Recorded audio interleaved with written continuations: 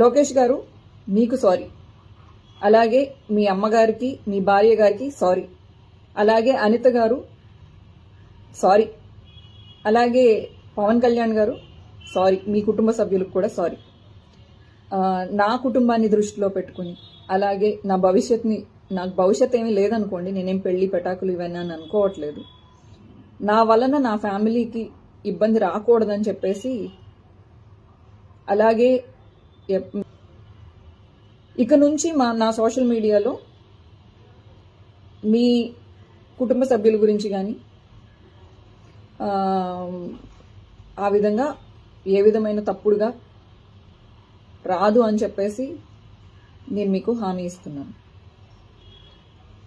ఈ యుద్ధాన్ని కార్యకర్తలకి మీకు కాకుండా లీడర్స్కి మధ్యలో జరగాలని నేను ఒక సలహా ఇస్తూ